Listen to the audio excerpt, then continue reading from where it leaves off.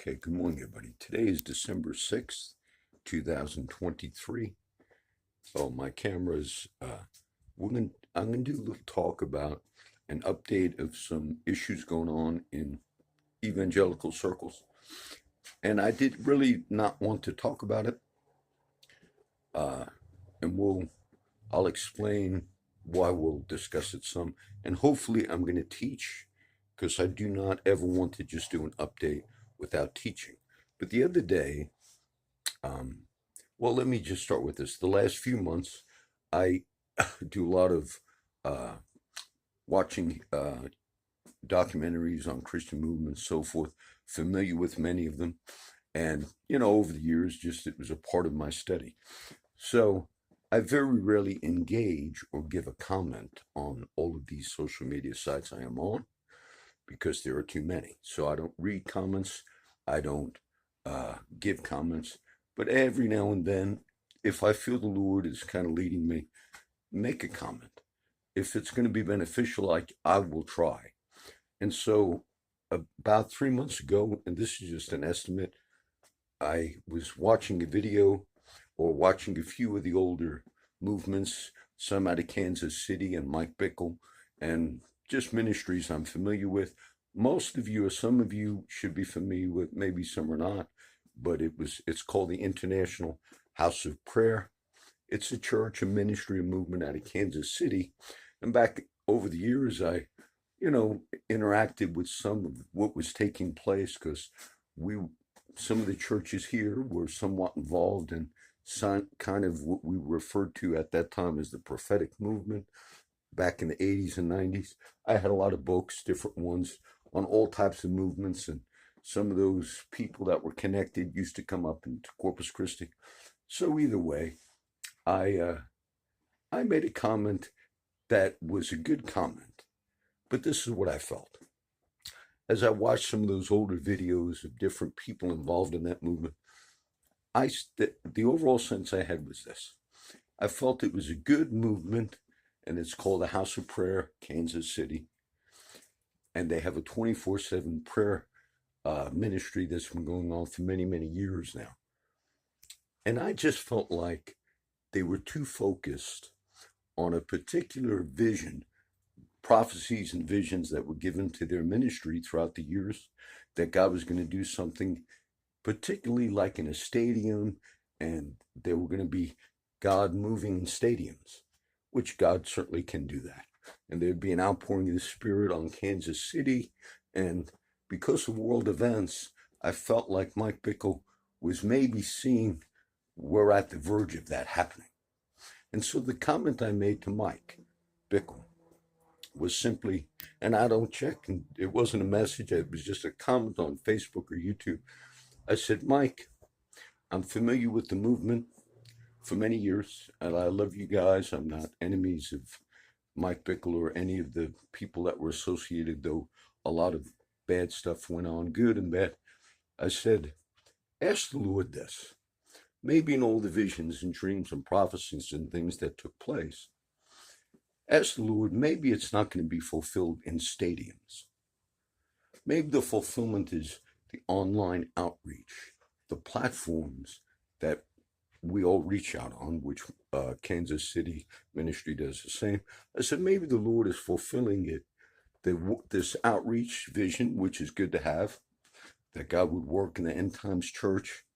I said, maybe it's just being done on these platforms that we're all on, social media.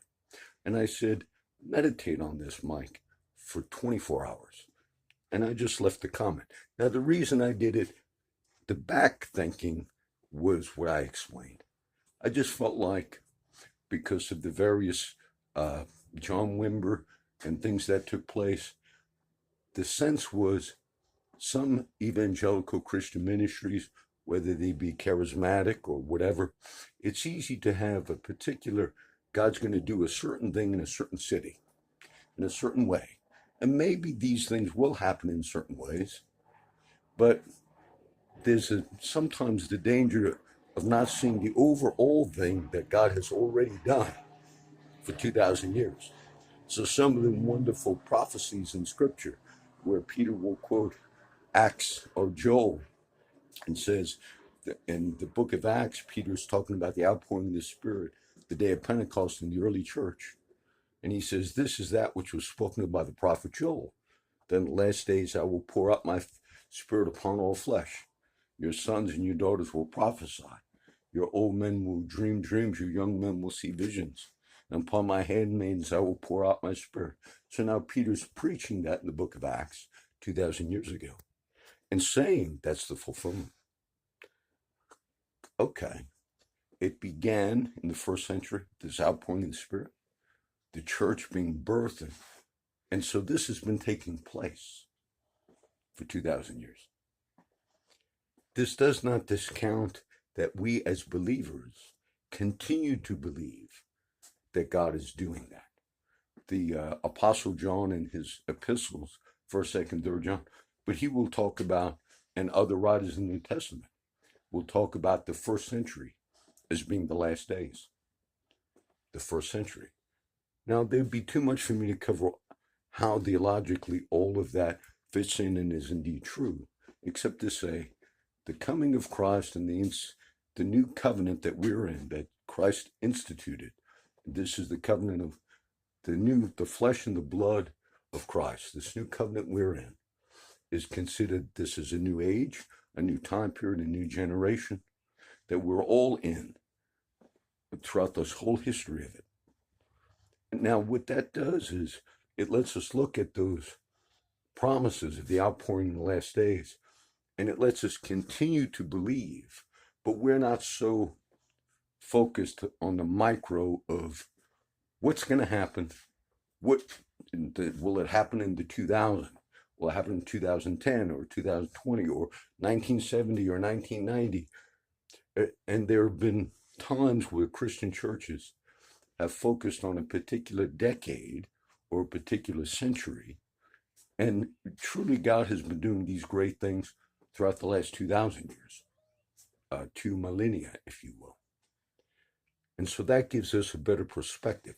So the comment I simply gave to Mike was, meditate. Maybe the Lord is fulfilling a lot of what you had believed for and things that were prophesied over Kansas City and the various people. I'm familiar with so many of them throughout the years. And then the scandal hit. So now when I had made that comment, and I have only commented like that 5 or 6 times throughout, many, many years, left a comment that I felt in the back of my thinking was maybe they're, misfocused. Instead of just blasting and saying, I think you're misfocused, to make it that way, because I just felt that's what the Lord's. And then what happened, and that's what we'll discuss, and I'll try to teach somewhat, because I don't want just to do an update. Then what happened, for those that are familiar with what's going on in, these circles, a scandal hit in the last 7-10 days, the last month now. And I've been reading it, and I've seen the different things on it, but a group of Christians that were familiar with Mike Bickle and the ministry, former, some that are still associated with it, but some that were like in charge of the school there in Kansas City, they brought forward a list of women that they said possibly were abused by Mike Bickle over the years. They call it clergy sexual abuse. So now when these leaders, which I felt I don't see any ill intent. I got to mention something in a second. I don't see any ill intent or will of what they did. I felt like one of the leaders, I made a comment, I'll have to get to it. His name is Alan something. Alan Hood, maybe? Don't be upset, Alan. I'm going to mention a little bit about you. But Alan was one of them, and as well as some others. And they, out of good concern, may be familiar with some of the history that many of us were not familiar with, felt like there was some, moral lapse with Mike Bickle that the public was not aware of. But the problem was this, and that's why I'll deal with it somewhat. when they brought a list of women, maybe like 11 names or whatever, this is now on social media on fire. But the names of the women they brought forward, this news broke, and then the people dealing with the executive leadership team dealing with it, they had to make a statement. Stuart Greaves and other leadership out of Kansas City, and said, well, we had this, and they referred to it as a complaint group that came to us, presented this to us, and some of the women on the list are adamant that they're mad, and they say, you lied about us. They accused the complaint group or the advocacy group, Alan Hood and the others. They said, this is a lie. Our names were submitted as possible women or victims of Mike Bickle, and some of them came out and made statements and said, this is not true. And the fact that our names were on a list initially, then a new list came out and deleted those names. It wasn't intended to be public, but one of the women, her name is Rose. She is now public on Facebook because I had to search the hashtags of this. She is incensed, and she's mad at the group that has brought these allegations against Mike Bickle. And she's kind of like, you openly, publicly used my name. I said nothing happened. And now you knew, or she said, even though it was anonymous, now my name is out. And she identified herself, one of the women. And she said, and I told you, Alan Hood and the other group, I told you nothing happened. You still had my name on the list. She says, because I asked the leadership of the church in Kansas City if my name was on the list. And the leadership verified. So she's mad. Now, I read her article on Facebook because I looked for the hashtags as I'm reading up on this the last few weeks, last month now.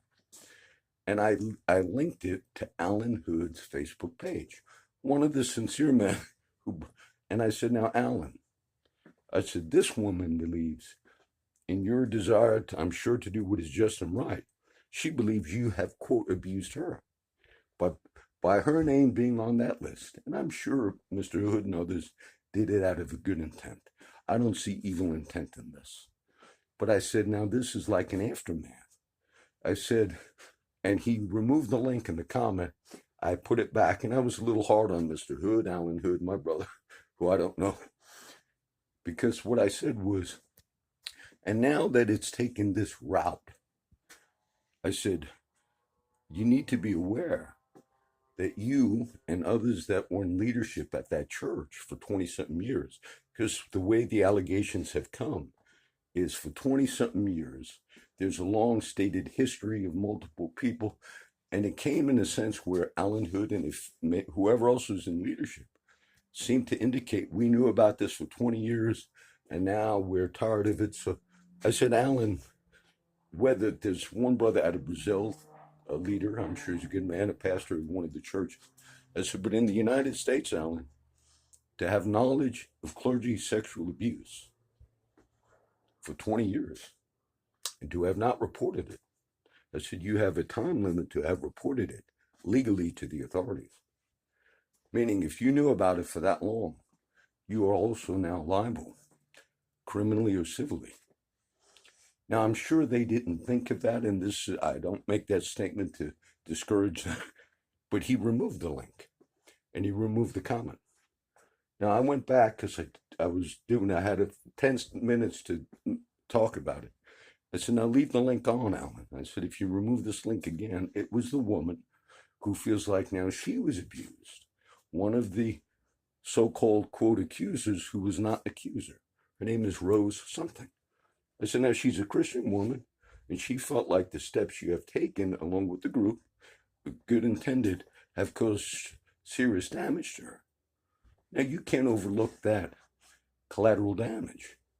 That's also a form of abuse. If a woman says, I was never abused, and yet you presented her name, maybe you had a good intent to do it. So for those following this, and I had to add, leave this link on. This is a sincere Christian woman who disagrees with what you did and is saying, and a few of them said these allegations were lies. So I mentioned that because if Alan Hood ever sees this video, I think I'll title it something like Mike Bickle Update. Okay, so that's what's been going on. I felt it was interesting that, and I'll usually be not look for signs, but I felt it was interesting that as I was not going to speak on this, Sunday, as I was doing my normal posting, today is Wednesday. I think I mentioned the date on the video already, but it's Wednesday, December, whatever it is, December 6, 2023. As I did my work, it's a Sunday, and then I prepare for the Tuesday message, which I'll post on a Tuesday, and I get that ready on a Sunday afternoon. The text post that goes up on a Tuesday. So I wanted to watch the last Mike Bickle teaching video. I did watch it just to get a sense of where he was at. They removed that one. You can find it online, but it was the last one. I'll talk a second about it. But whatever one, I figured, let me hear some of Mike's last messages to get a sense of where he's at, what's going on. So I'm watching one, whatever one it was, might have been the last. I did watch the last video he made. But whatever one it was, I'm watching it. It's 20 minutes through. I'm doing work. It was right here on a Sunday afternoon, this past Sunday.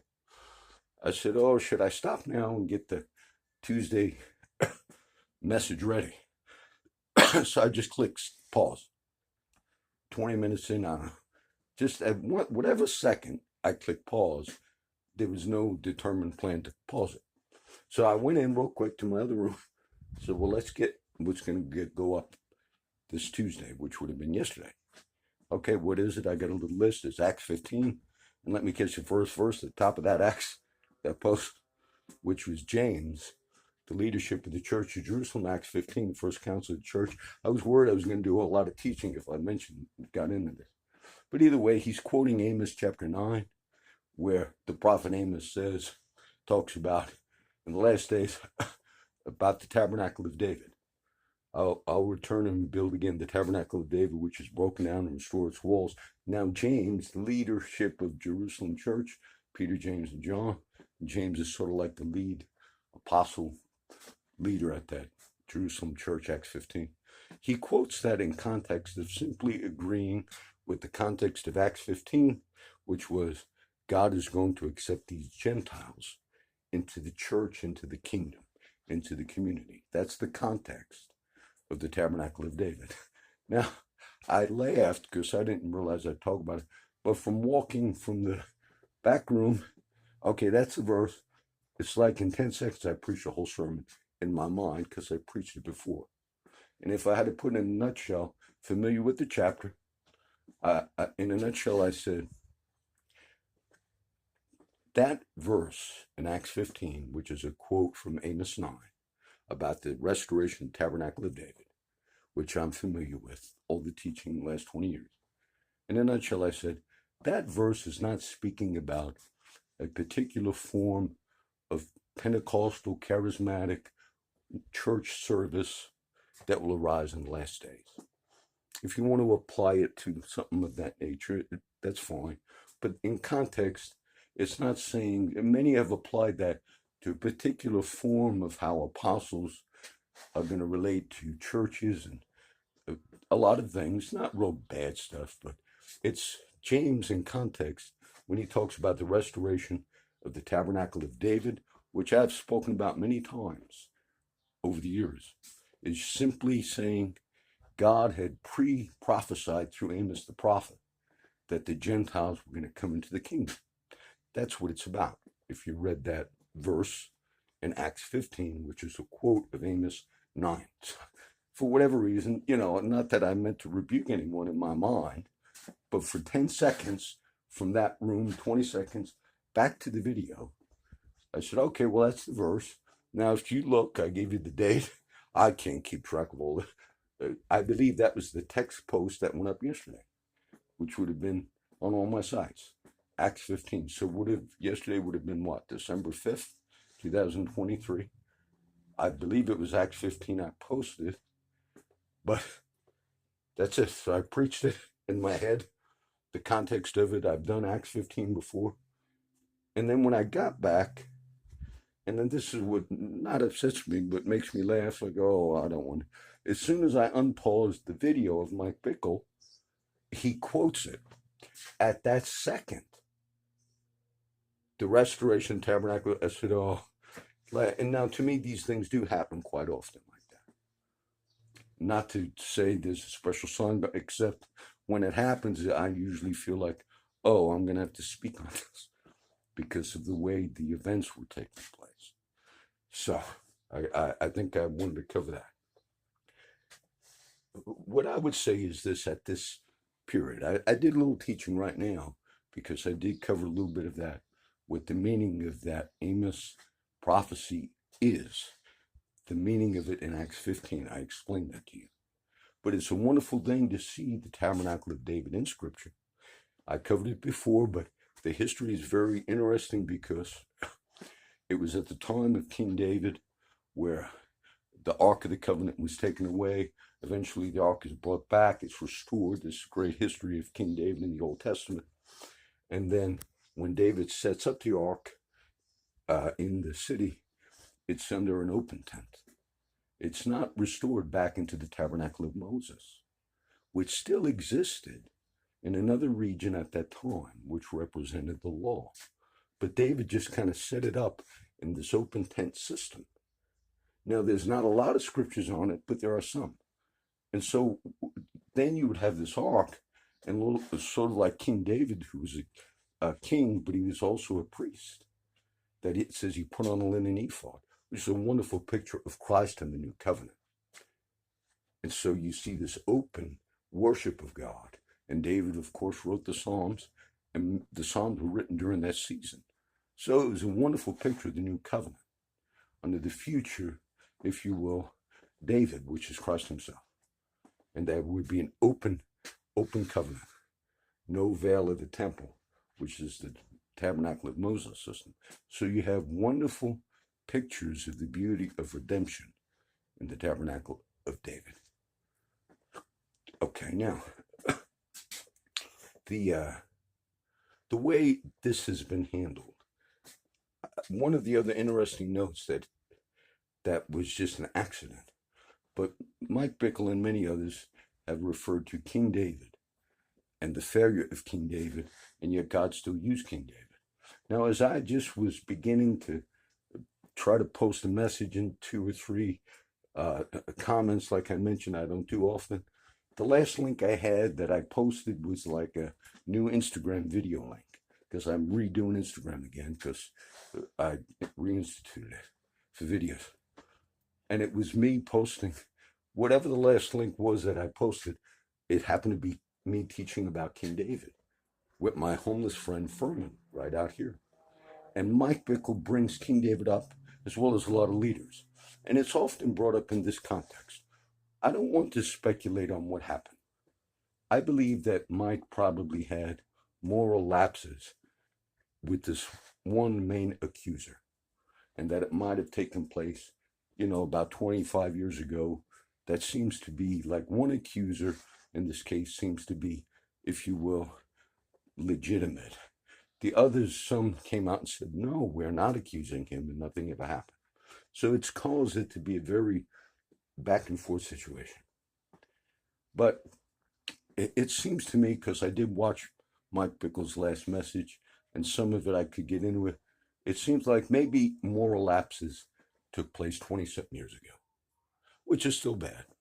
And maybe throughout a period of time, it was corrected. Or maybe this one accuser who's still called Jane Doe, maybe she felt like, I was young at the time. There were things that went on like in a romantic way. Mike denies it, or he denies certain things about these things. He hasn't spoken publicly yet. Just things that were released like in emails that were secret. Oh, nothing bad, but things that the way it's being handled at this stage is not good. Too much innuendo. But it seems like maybe something happened. Maybe he felt like he moved on from it. They were still friends. This woman was a part of the ministry. And the woman, some of Roy's report came out on it, where they had an interview with her, still anonymous, and she kind of felt like maybe Mike was still having that pattern of some of the things, and that she felt it was time to go public. That seems to be the thing. And I think Mike and some of the communication, watched some of the messages, sermon, I think his feeling was something like, we handled it, or I thought we had it taken care of, not so much covered up, but maybe confessions were made in house to one another. This is not the right way to go. God's calling me to the ministry. So maybe he felt like there was something bad that happened that they felt they corrected, not hid it up, but confessed maybe to one another that this is not right. But then the woman felt like someone had, the report said another girl came up to the chief accuser recently in the last year or 6 months and indicated, oh, maybe something's still going on with other people. And that's why this woman went public. I would believe that the Jane Doe, from what I read, the main accuser of Mike, I would believe that that's probably what happened, and that Mike felt like maybe, but this should not be a big social media storm, which it is. But it's interesting that I put that last link of an Instagram video that I made on King David, because both Mike Bickle and others do appeal to the story of King David and say, but God still used David, correct? After his sin with Bathsheba, those who know the biblical account understand he committed adultery. Then he had the husband of Bathsheba executed, Uriah the Hittite. But yet from that terrible thing, she has the first son dies because David slept with Bathsheba. She had a first son. He covered up the sin. Nathan the prophet confronted King David. You were the man, you were the sinful man. He repents. And so the child dies. But then he has another son with Bathsheba, who was really, this was an adulterous initial relationship. Had the husband Uriah killed, which was a loyal fighter for King David. And the next son with Bathsheba is Solomon, one of the greatest kings in the Old Testament, which is the son of King David, which has to be considered the greatest Old Testament king, historically, in my view. So this does not justify the sin of the King David. It just showed the grace and redemptive mercy of God. Now, Mike Bickle and many others do appeal to this biblical narrative when they're dealing with these things, and it's not wrong to appeal to it. I think the part that people miss is this. Maybe these are ways that we see God continue to use people after they sin morally or have problems. But the part I think they overlook is the restoration and God using David, and still is all true. But all that happens after the hurricane hits. That doesn't happen before the hurricane hits. Meaning King David didn't have a private repentance after Nathan confronted King David and said, you have sinned, and all Israel knows about it, David. And King David didn't get to say, Bathsheba, I sinned. I slept with you. I lusted after you. When I saw you, I slept with you. I had your husband killed. It became a public affair because the prophet and everyone said, the whole nation knows what you did, David. Then the King David, God continued to use David. Then that will apply. So now, in a very interesting way, amongst talking to leadership as well, not just the scandalization of this, you can enter into that King David reality. But there is a social media storm war that may never go away at this stage for those who follow this.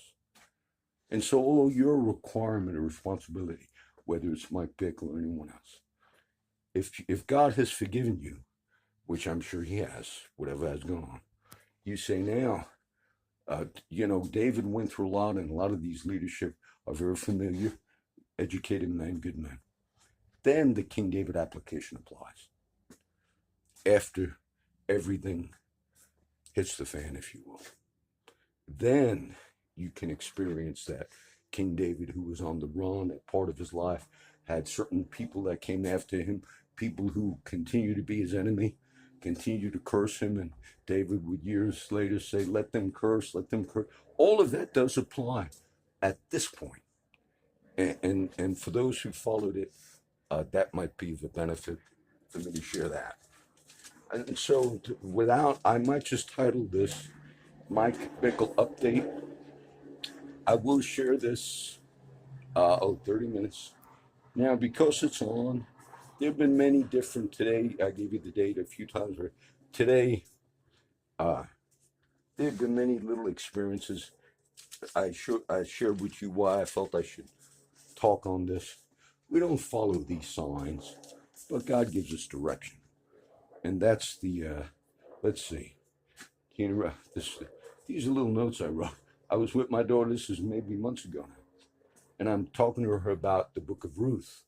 I encouraged them to visit a certain church. I kind of bribed her because I was going to help her out with some money. And I said, I'm going to give you $100, but I want you to go to Rock City Church 2 Sundays in a row, and then I'll give you 100. It was okay. You shouldn't have done it. She did like it, and she went on her own, but I'm not sure if she's still going. But either way, I dropped her off one day from my house where she's staying with my other daughter. She said, they talked about Ruth, Dad, preached on Ruth, which is great. And I dropped her off. As soon as I went up to the mission, one of the girls, I wrote the name, I forget who mentioned it, talked about Over the Rainbow. I have a video on the book of Ruth, one of the chapters, but it's titled Over the Rainbow. So I connected that. My daughter had just told me that she liked the service. Pastor David Bendett preached on Ruth, and one of the homeless girls just brought up Over the Rainbow. I think it was Heather, and she kind of has been used that way prophetically. And that's funny because that's my teaching on Ruth, one of them. So it's just interesting, nothing big. There were a few, let's see, copy. I'll mention just one of the names. My friend Cody, nothing bad. This was in the last month. And one day, my friend Cody, you all know Cody, he's a friend of mine. He's been on the streets back and forth. A lot of my friends have struggled. So sometimes there's violence. I hope to go see my friends in a few minutes. But sometimes violence breaks out. And that day, like this, it doesn't really bother me. I just move over a little bit. Sometimes I'm like part of that. I could tell that other story, but so I kidded my friend Cody because even though there was a lot of people fighting and we were just sitting there out in the street by the mission, and Cody said something like, oh, I just ignore it. And Cody has gotten in fights before, but he said something like, I just sit back and ignore it, and that's why they get mad or something, which was a good principle, like turning the cheek. And as a joke, I said, oh, that's why when I drove by a preacher friend of mine, I said, that's why when I drove by Brother So-and-so's yesterday, or just now or whatever, as a joke, I said, that's why I seen him outside yelling at you, and you were just very mild, not thinking that my friend who is the pastor would be yelling at my friend Cody. I said, he said, oh, that just happened. Meaning, whatever happened earlier that morning, this other friend of mine who is a preacher did indeed yell at him. I said, that's sort of like you bring things up and you don't even know that actually just happened. That was just one event, not a big thing, but when they are piled together, you just recognize that as, oh, okay, there are supernatural things. You could speak, you're not even known Emmaus Road. Oh, Emmaus Road. I just wrote one note. Emmaus Road. Why did they constrain Jesus? This was when Jesus appears to 2 of the disciples after the resurrection, and there's still some confusion among them whether he's been risen. There are accounts, others said, we've seen him. The women said he is risen. So then on the Emmaus Road in the Gospels, he appears to 2, but they do not know it's Jesus. He will reveal himself to them in the breaking of the bread. But what happens is, as they're walking along, the crucifixion happened, but they did not know if the resurrection really took place yet, these 2 disciples of Jesus. And he asked them, what are you talking about? And then as they explain to him, well, haven't you heard what happened, and this is now the third day, and Christ was crucified, but it's him that they're telling it to, but they don't know it's him. And then it says he opened up to them the scriptures and expounded unto them from Moses, the prophets, all things concerning him. See, this is what you see later with the Apostle Paul in the book of Acts, is the anointing of Christ himself upon Paul, where he's opening up the revelation of all these scriptures and about King David and all stuff we talk about. So then it says that they actually will testify, these two disciples, did not our hearts burn within us when he opened up to us the scriptures along this walk they had? But at the end, before they know it's Jesus, he acts like he's going to keep going. And they say, no, wait, stay. And they did, like it says in Hebrews, entertain strangers, some have entertained angels unawares. So then he stays. They open up the food, the table, and he's revealed to them through the breaking of bread. But I used to think that they were just saying for him to stay because they wanted to practice Christian hospitality, which was indeed good. But it was that he was unfolding the scriptures in a way they never saw before. And they were enthralled by it. And then when he was going to keep going, that's the hook. That's what I seen. That's where they were like, no, we are seeing the Logos, from the Word himself. And so I just wrote that as a note. Any other notes? Because I don't plan on doing much of these. Let's see. I can't do it.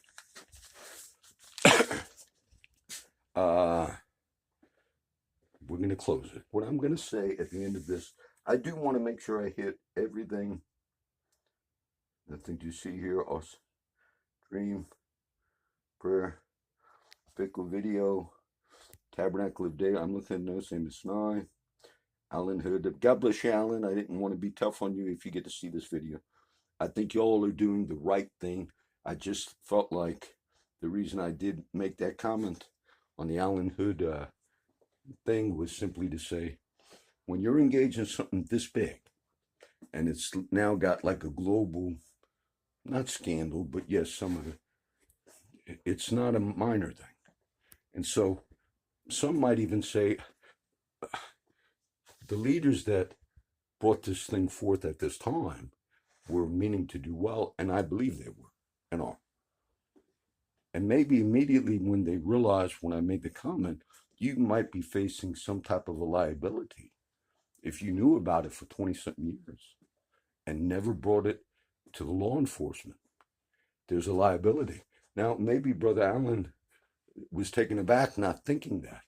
And what would your mind be? This is one that brought forth the advocacy group, or referred to as the complaint group. And maybe Brother Allen never thought of that, which I did not make that up. And maybe for a split second he thought, he didn't say nothing, or I don't read it, I never went back to check. Maybe he thought, but we only meant good. I'm sure they did. And I'm not against what they're doing. Just do it in the right way, that's all. But maybe in his mind he thought, but there should not be any repercussions against me or those of us who knew about it. We were wrong that we didn't say nothing until 20 years later, but there should be no repercussions. We only meant, all of a sudden, the exact dynamic that others warned would come about has now happened to some of them. Meaning, they would never have thought that they might be having a role of liability in this. Meaning, if you're in the staff of the church and you say in an accusation, there's a long history of 20-something years for many women, that's the accusation, of clergy sexual abuse, which is, okay, now it's still being, quote, investigated, but you maybe never thought, if you didn't report that until this 20 years, you could be liable for covering it up. And then the dynamic would be, oh, I'm going to be in trouble. I have my ministry, everything that you see, my friends. Okay, so this intent is to say, I'm not taking sides here. What troubled me about this whole affair and thing that took place was some of the women immediately said, this is a lie. So if you had a few women who immediately came out and are mad and saying, you lied about us, that's their position, then that shows that there's damage done in that you don't bring up, even in though it was a private forum. So it showed that there's a dynamic at work. Okay, I want to end this. I'm going to repost this in the future, so I hope I shared enough that would be beneficial to repost. I'll title it something like I said.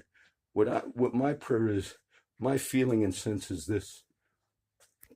A lot what Mike Bickle was afraid of or feared, which is he mentioned that a few times in various communications, that this will have a social viral life that will be super destructive. Now, I would understand he doesn't want it to get out. I get that. But I've seen some good videos on this in the sense of covering it, but then it's overdone in the sense that some young Christian couple has a ministry, and as they're discussing it, I'm not doubting the main accuser, who seems to be credible. I'm not, but I don't know. And so when they say there's report, oh, Mr. Bickle said, my wife's going to die in a vision or something, and God showed him, and therefore the accuser, now Mike had denied that he ever said that. I don't know if he did. But then as the good young Christian couple are covering it, they're using that language as in if it's already true. And I said, just be careful, because you don't know if that's true. So as they're trying to cover it, and I'm sure I did some of the same mistakes here, where you have to use what's in the public domain if you're going to discuss something like this. But then you don't say, oh, he had a room for her, and then he drank cocktails, well, we don't really know if that's true. More than likely it is, but I don't know. And so if I'm discussing it, I can't say, well, Mike said to the girl, my wife's going to pass away and I'm going to marry. I don't, it's out there in the domain. How much of it is true or not, we don't know. So this would be my only video on it, and I hesitated to do one. There's another brother on YouTube. I found him when I was researching some of this, and his name is Brother John. Seems like a good guy. It's called Street Outreach, and I think he's in the street in some city. I said, oh, that looks like me, brother. But I've not seen Brother John. If you ever see this one, I'm sure you're a good brother. I would have liked to see you with some of the outreach, brother. The only videos I saw of this dear Brother John, who I'm not familiar with, was just covering this. And then some or one video after another. So it's what's being done is some of the allegations or some of the things out there could not be true at all. Some might be, some might not be. And then you're repeating it. So it's been repeated many times. Mr. Bickle said, it's been repeated, my wife can die, or he did this, or he did that. As if it's not true, every time that's repeated, I mean, it's not that you're going to get struck dead, but every time it's repeated, it's just flowing with wasting of time, repeating something that you don't know is true. So I try to say what I feel, which is honestly as much as possible. Also, at the same time, having to rely somewhat on what testimony is already out in the public domain. But remember this, I do love the story of King David, and many of the men brought up, what is this note? I read Exodus 15, and then, okay, one night I'm going to Exodus, it's the account, Exodus 15, the Red Sea. My next reading would have been a psalm when it was Psalm 106, not coordinating them. It's exactly the same thing, which was the Red Sea, the deliverance, okay? So these things happen. Let me end with prayer. Whatever the date I gave it, just try to follow along the line of how, I found it was interesting that I had just paused the video. One of them, I did watch the last video of Mike Bickle. It was taken down from IHOP's website, but I did watch the last one. It was still online, and I could sense it. He talked about some of the Psalm 18 and all, but I could sense, you get a take from all of it, that you've seen what was taking place behind the scenes, and that he was struggling with it before it had become public, the allegations. So what we pray is this. Some in the online community, I watched a video last night, a friend of Mike Bickle, and he's took a different position. And he just basically said, he said, even though Jane Doe, because it's very common in our day to keep the accuser anonymous, which I would agree with in the sense of I understand this, but he said we should not totally exonerate women that also will engage in adulterous relationships with married men.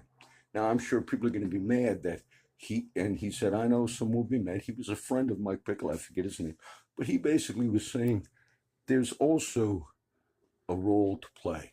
Now, I know many will push back and say, but if someone's in a leadership position, has a lot of influence, and he will play a great amount of influence on a person. But you've had both sides kind of like now in this. We would hope that resolution will come quickly.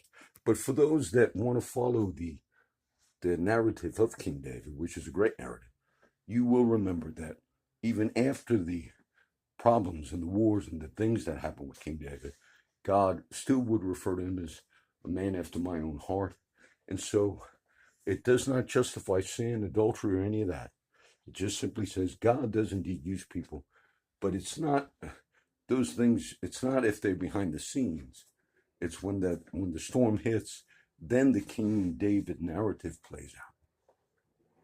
The King David narrative in King David's life did not play out when he simply got with Bathsheba, said, we got this settled. Say if he confessed to Bathsheba privately, we should not have done this. And Bathsheba might have agreed, but still Nathan had to come and confront him and say, now all Israel knows. So in a sense, the narrative does play out. God does use people after falling, but the whole narrative plays out, okay? I pray blessings on every person. I might have been a little hard on that brother Alan Hood, who I'm really not familiar with except in this. And I did, like it's not I give pushback. I just wanted them to know the realization. When you're engaging in something so public, try not to have the flippant, whether it's anybody, the flippant attitude. I'll post this woman's testimony. This is everything she said from another report, which you don't know if it's legitimate. And then you post it, and then the next thing you have a Christian teaching about Jesus and Mary, which is wonderful. I felt like, no, there's a you have to take a much weightier approach if you want to deal justly. And a former friend, they were friends on Facebook. I saw that Alan Hood and Mike Bickle. Mike has removed all of his posts from his Facebook page. So you have to have a much more weightier attitude if you're going to engage in something that's going to have worldwide, and it does at this moment, impact in various evangelical circles. Then you say this is a weighty time. I would be very hesitant. There were reports that come out, and it has, quote, leaked emails from different people on both sides. If you don't know and you can't verify this is exactly truly an email from a person or whatever, and even if you can verify it, unless it really does have a redemptive purpose, there's no reason for all of that to be, there's no reason to do video after. If I have a street ministry, which I do, and my name is Brother John, which I am, this is one on it. That's it. Why you'd have to have 1, 2, 3, 4, 5, 6, 7, update, and okay, so Father, I pray a blessing. I pray for Mike, Kansas City. I pray for the accusers and any wrongs that were done, any sins that were done on all sides, that there would be forgiveness, there would be usefulness, there would be deliverance, there would be redemption, and that every video that we're making now, when these go out into the world by God's grace, that they would have a redemptive purpose.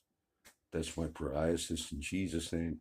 Amen. God bless everybody. I went long. I want to go see I want to do street outreach. I don't want to talk about the Bickle thing.